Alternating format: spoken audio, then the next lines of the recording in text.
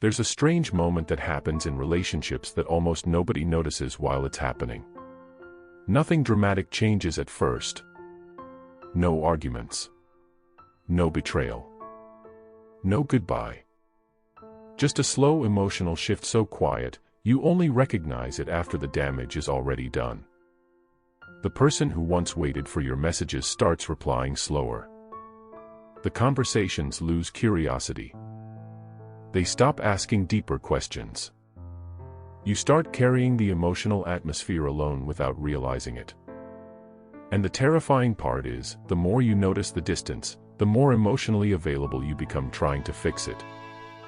That's usually where the imbalance begins. Because people rarely notice when they start loving someone less. But they immediately notice when someone starts needing them more. And those are not the same thing. The painful part about caring too much is how invisible it feels in the beginning. You think loyalty creates security. You think consistency creates closeness. You think showing someone they matter will naturally make them value you more. But human behavior becomes strange once emotional access feels guaranteed. People slowly stop reacting to what always stays. Not because they're evil. Not because they plan to. But because certainty changes emotional tension. And most people don't realize attraction quietly feeds on uncertainty far more than they admit.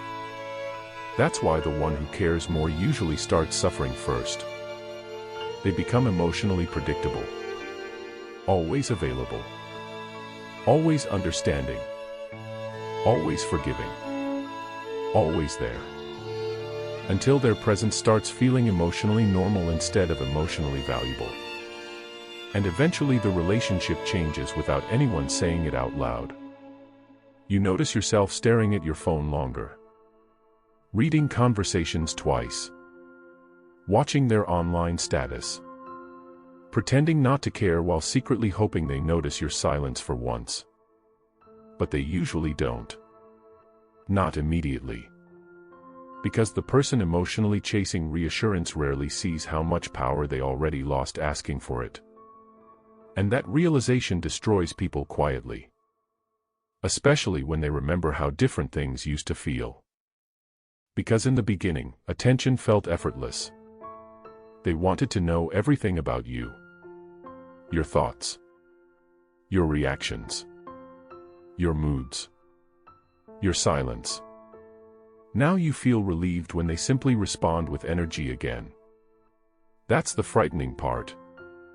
Your emotional standards slowly collapse without you noticing. You become grateful for basic attention that once happened naturally. And people rarely talk about how humiliating that feels internally. The moment you realize you're trying to recreate emotions that used to exist on their own. You start speaking more carefully. You think longer before texting. You analyze tone changes. You notice shorter replies immediately. You replay moments wondering where the emotional shift started. And eventually you become emotionally exhausted trying to maintain a connection that used to maintain itself. That's when attachment becomes dangerous. Not when you love someone, but when your emotional stability starts depending on their reactions. Because now their silence controls your mood. Their distance controls your anxiety. Their attention controls your sense of worth. And the terrifying part is how quickly this becomes your new normal. You stop recognizing yourself. You become emotionally softer in places that once felt stable. You tolerate behavior you once would have walked away from. Not because your standards disappeared, but because attachment slowly teaches people to betray themselves for emotional continuity. That's the part most people never admit out loud. Sometimes the relationship already feels emotionally over, but you keep trying because losing the connection feels worse than losing yourself. And eventually the emotional imbalance becomes visible everywhere. You notice they laugh harder with other people. They sound more alive in conversations that aren't with you. They reply faster to strangers than to someone emotionally loyal to them for months. And nothing destroys emotional confidence faster than realizing someone who once noticed everything about you barely notices your absence anymore. That changes people internally. You start becoming quieter, more observant, more anxious. You begin measuring tiny emotional reactions like they contain life or death meaning. A delayed reply feels personal. A dry response ruins your mood. One good conversation suddenly gives you emotional relief again. And that's how emotional dependency quietly forms. Not through love. Through inconsistency. Because the brain becomes addicted to emotional uncertainty far faster than emotional stability. People become obsessed with what feels emotionally unstable. That's why attention from distant people often feels more powerful than love from consistent people. And most people experience this without fully understanding how deeply it changes them. Especially late at night. When distractions disappear. When old conversations suddenly feel heavier. When you reread messages from months ago searching for emotional evidence that things were once real. You notice how differently they used to speak to you. How much curiosity existed naturally. How easy the connection once felt. And now every interaction feels slightly forced. Slightly colder. Slightly distant. Like something emotionally important already left before the relationship physically ended. That realization stays in people longer than heartbreak itself. Because heartbreak is obvious. Emotional fading is quieter. More confusing. More humiliating. You don't know whether to hold on tighter or slowly disappear first. And sometimes the person caring more becomes emotionally trapped inside that uncertainty for months. Trying harder. Giving more. Accepting less. Hoping effort restores emotional intensity. But effort rarely recreates fascination once emotional certainty replaces tension. That's the brutal part. People often value what feels slightly difficult to lose. And once your loyalty becomes emotionally predictable, your emotional impact quietly changes. Not immediately. But slowly enough to make you question your own perception. You begin wondering if you're overthinking. If you're becoming insecure. If your expectations are unrealistic. Meanwhile, your instincts already noticed the emotional shift long ago. Because attention changes before words admit it. People stop observing you carefully before they stop loving you completely. And eventually conversations become informational instead of emotional. You update each other instead of discovering each other. You talk to maintain connection instead of genuinely feeling emotionally pulled toward one another. That's usually when emotional loneliness begins inside relationships. And relationship loneliness feels different from normal loneliness. Because technically, someone is still there. But emotionally, you already feel slightly abandoned. That feeling destroys people quietly. Especially the ones who care deeply. Because caring deeply makes emotional distance impossible to ignore. The more emotionally invested you become, the more sensitive you become to behavioral changes other people barely notice. A different tone. Less enthusiasm. Reduced curiosity. Less emotional effort. And eventually you start mourning someone who hasn't even left yet. That's how emotional attachment damages people internally. Not through dramatic endings. Through gradual emotional invisibility. You slowly feel yourself becoming emotionally ordinary to someone who once intensely noticed you. And human beings are not emotionally prepared for that feeling. Especially when they remember the beginning. Because beginnings create emotional addiction. The excitement. The urgency. The emotional tension. The feeling that your presence genuinely affected someone psychologically. Then one day you notice your absence no longer changes their behavior. That realization can emotionally collapse someone faster than rejection itself. Because rejection is clear. Indifference is psychologically corrosive. It makes people question their value silently. You stop asking for reassurance directly because needing reassurance already feels humiliating. So instead you pretend everything feels normal while emotionally overanalyzing everything privately. You become emotionally divided against yourself. Half trying to detach. Half desperately hoping they suddenly return emotionally. And that internal conflict exhausts people in ways they struggle explaining. Especially when small moments still give them hope. A random late-night conversation. Unexpected affection. Temporary emotional intensity. Just enough attention to restart emotional attachment again. That's why emotionally inconsistent relationships become addictive.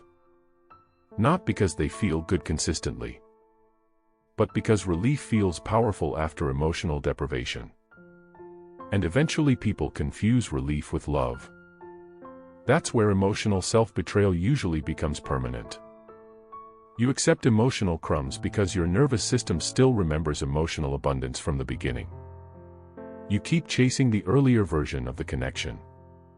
But people rarely realize something terrifying. Sometimes they're no longer in love with the person. They're emotionally attached to who the person used to be. And those are completely different things. But attachment makes people ignore the difference for far too long. You continue waiting for emotional intensity that already disappeared months ago. You keep hoping effort reverses emotional familiarity. You keep thinking love alone should maintain fascination. But familiarity changes observation. People stop emotionally reacting to what becomes psychologically expected. That's why emotional certainty often changes attraction in ways people hate admitting. People notice absence faster than presence. Distance creates awareness. Availability slowly removes urgency. And the one who cares more usually sacrifices emotional leverage first. Not intentionally. Just gradually. Quietly. Painfully. Because love makes people overgive before they notice they're emotionally losing themselves. That's why the most emotionally attached person often becomes the most emotionally anxious. They start fearing replacement. Fearing emotional boredom. Fearing becoming forgettable. And nothing psychologically damages someone faster than feeling emotionally replaceable to the person they value most. Especially when they start comparing themselves to everyone else around them. The people getting faster replies. The people receiving effortless attention. The strangers making them laugh harder than you can anymore. That comparison becomes emotionally poisonous. Because now you're not only fighting distance. You're fighting the feeling that someone else might emotionally affect them more than you do. And eventually you stop feeling chosen. You start feeling tolerated. That's the emotional difference most relationships never recover from. Because once someone feels emotionally tolerated instead of emotionally desired, the emotional atmosphere changes completely.